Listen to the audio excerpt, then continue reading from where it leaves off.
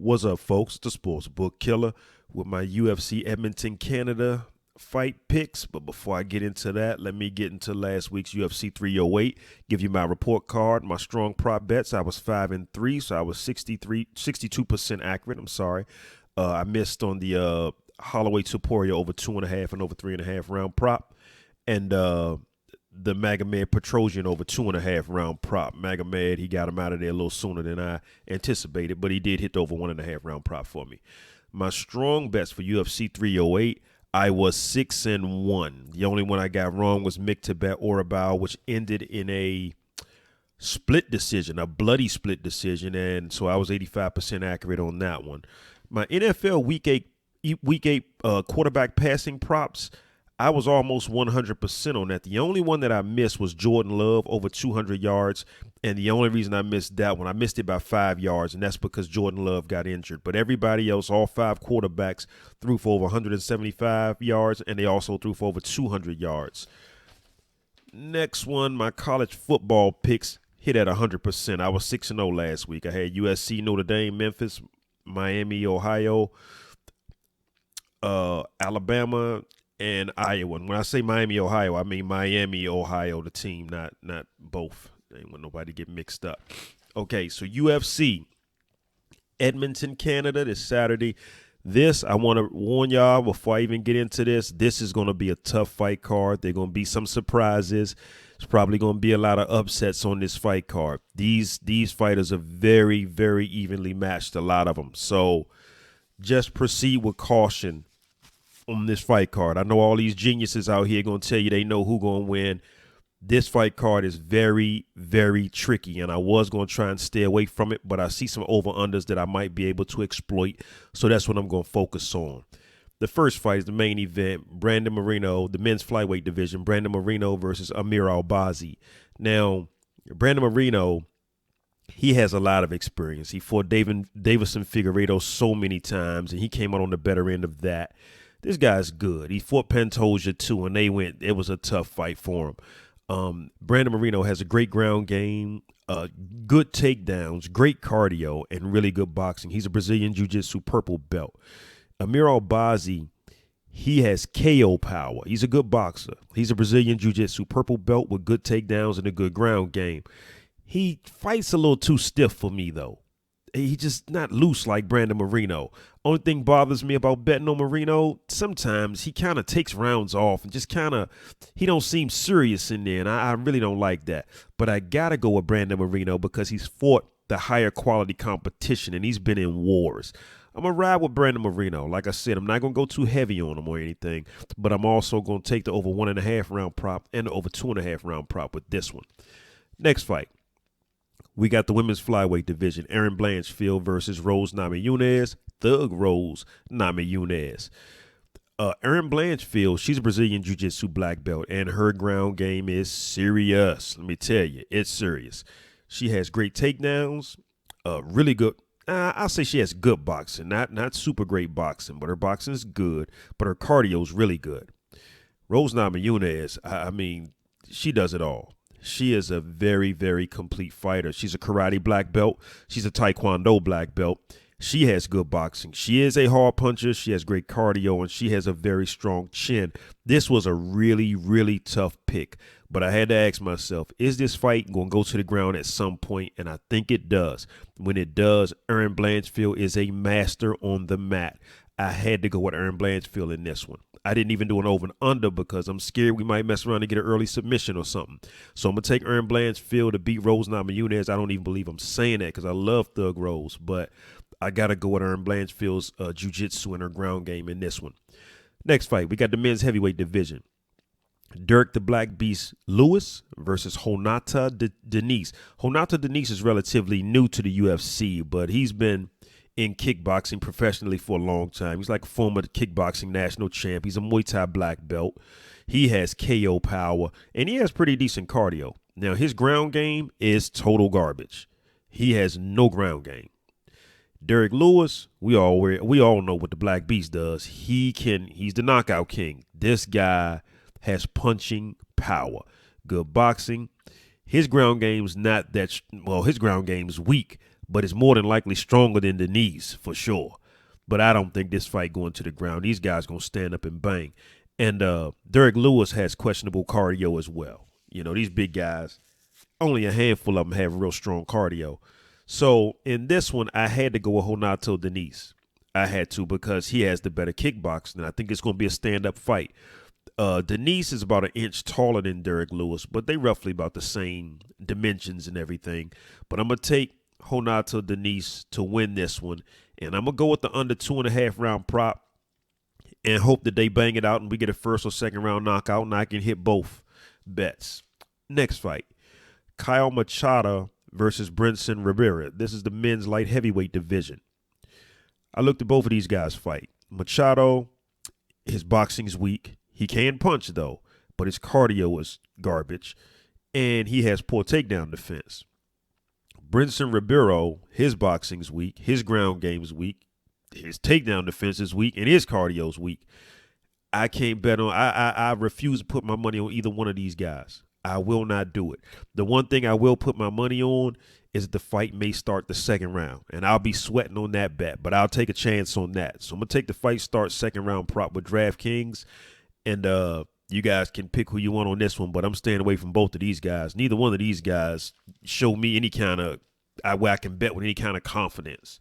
Next fight, we got the men's middleweight division. Marc-Andre Barriault versus Dustin Stoltzfus. Now, this fight here should be very interesting. Very, very interesting, I think. Marc-Andre Barriault, he's a hard puncher. He has good cardio. He has a strong chin, good takedown defense, really strong left jab. I like his left jab. Dustin Stoltzfus, he's a versatile striker. He throws everything. He's a Brazilian Jiu-Jitsu purple belt. He has a good ground game, and he has good takedowns and good cardio. I'm going to go with Marc-Andre Barriault on this one. Not too heavy because I hate betting a lot on him. He's kind of iffy too. But I'm going to take him in this one. I'm definitely going to take the over 1.5 and over 2.5 round props. Next fight, we got the men's welterweight division. Malott versus Trevin Giles.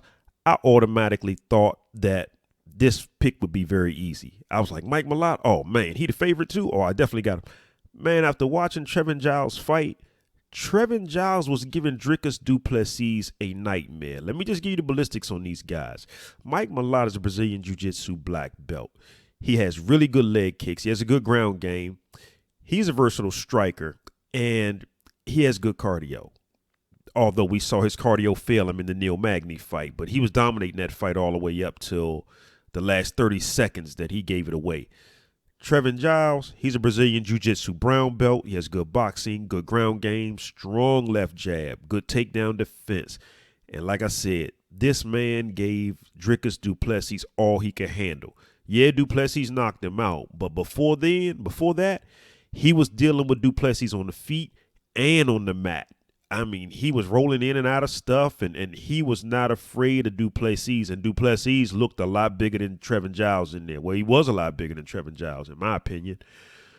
I'm going to lean Malott because he is going to be in his country, Canada. And if it's anywhere close, he'll probably have the advantage. But I think he should be able to win 2 close rounds, and probably Trevin Giles will get the third round, or maybe, you know, Trevin Giles might get the first one and Malott might get the last 2. I don't know. I just see Malott getting two rounds to 1 on Trevin Giles.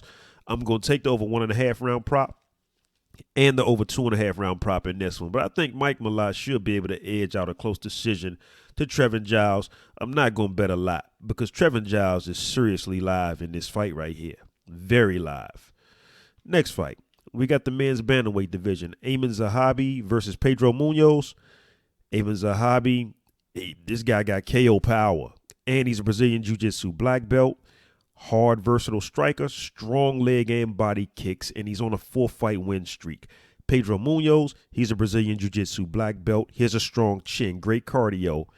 His takedowns are rather weak, though. His boxing's rather weak, but he's a hard puncher, and when he wants to, he's a good leg kicker. He kicks legs pretty good when he wants to, but for some strange reason, lately, he hasn't been doing a whole lot of that. I'm going to take Aiemann Zahabi in this one. I am. I trust Aiemann Zahabi's stand-up game because he has the harder punching, And I also trust his grip. If he goes to the ground, I definitely favor Zahabi. But I'm also going to take the over 1.5 round prop and the over 2.5 round prop. I think this is going to be a fight. I think it's going to be a long, tough fight for both fighters. But I'm going to lean Zahabi in this one. Next fight, we got the women's flyweight division. Ariane de Silva versus Jasmine Jasudavicius. Now, this is a fight that I do want to see. I definitely want to see this fight right here. It's going to be good. De Silva, she's a Muay Thai black belt. She's a Brazilian Jiu-Jitsu purple belt. She's a hard puncher with good takedown defense, and she has good cardio.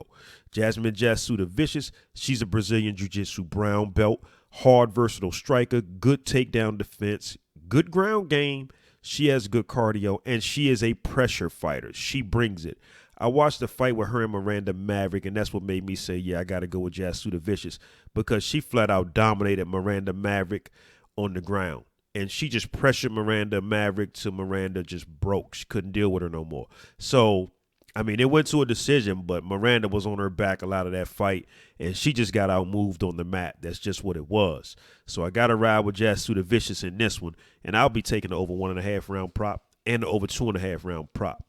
The next fight, we got the men's bantamweight division. Charles Jourdain versus Victor Henry. Charles Jourdain, both of these guys are Brazilian Jiu-Jitsu black belts. Both of them got pretty good ground games. Charles Jourdain is a hard puncher, though, with really good cardio. Victor Henry, he has good boxing, good takedown defense. He's a Brazilian Jiu-Jitsu black belt and a Taekwondo black belt. And Henry has a very strong chin. These guys, they appear to be very, very evenly matched. I mean, so evenly matched. So it's going to be hard for me to pick a winner in this one right here. So I won't. I'm just going to go with the over 1.5 and over 2.5 round props. That's about all I can do. I can't pick a winner in this one. Next fight, we got the men's featherweight division. Jack Shore versus Youssef Zalal. Jack Shore, Brazilian Jiu-Jitsu black belt, kickboxing black belt, good boxing, good takedown defense, and he has pretty good cardio. Youssef Zalal, Brazilian Jiu-Jitsu black belt, strong chin, great ground game. Hard, versatile striker, good boxing, good cardio. Now, let me tell you something about Youssef Zalal. I watched his fight with Ilia Topuria. That guy rolled on the ground with Ilia Topuria, and he was reversing position on Topuria. He was reversing takedowns. This guy is good on the ground. He is. Zalal is really good on the ground. He stood and boxed with Topuria as well. He got clipped a couple of times, but he hung in there, kept moving. He's quick. He's in and out. He moves from side to side. He's a really good boxer. Jack Shore is good. No question about that.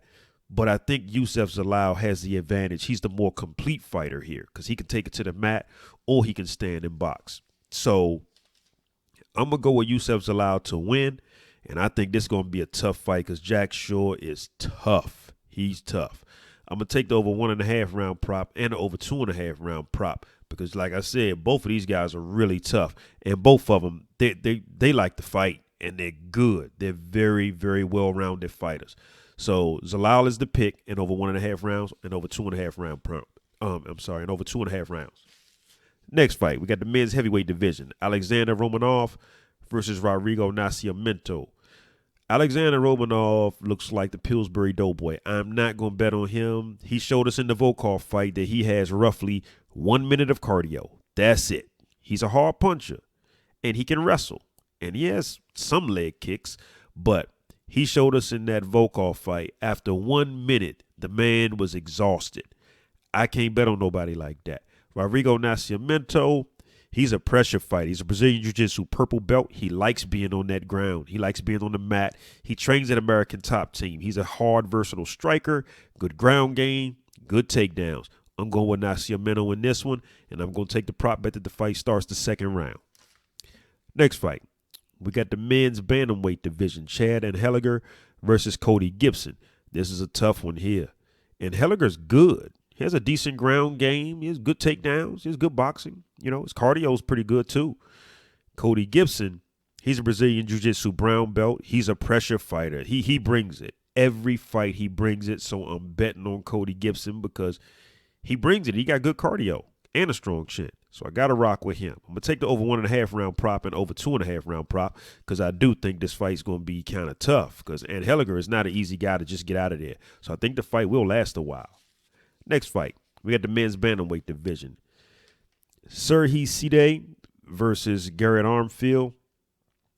Serhi, I watched his last fight, and I'm telling you something. This guy is tough, real tough. He got strong leg kicks. He's a Brazilian Jiu-Jitsu purple belt. Strong chin. He's a hard striker too, and he has really good cardio. Garrett Armfield has really good boxing. He has good takedown defense and good cardio, but I'm gonna go with Serhi on this one. I'm going with Serhi Side, and I'm gonna take the over 1.5 round prop and the over 2.5 round prop because both of these guys are tough. But I think Serhi should be able to get this one done. I do. And I'm going to roll with him because when I saw how tough he was, the way he was bleeding, it looked like his nose might have been broken, and he kept on bringing that fight. He kept coming. So Serhi is going to be the pick right there in the over 1.5 and over 2.5 round prop. Next fight, we got the women's flyweight division. Jamey-Lyn versus Ivana Petrovic. I ain't fooling with this fight at all. I watched both ladies. Their records, they're relatively new to the UFC. They're not ready. They're not bet ready, I'll say. They're not, it's going to take some time before I get some confidence enough to bet on either one of these ladies. But I do see a nice long fight. I like that, though. So I'll take the over 1.5 round prop and the over 2.5 round prop in this one. And y'all can pick who you think going to win this one, but I have no idea. I see Jamey-Lyn is like a 2-1 favorite. I don't understand that at all. I watched her fight. I don't see how she could be a 2-1 favorite over anybody. But hey, that's what it is. So I'm just gonna take the overs in this one.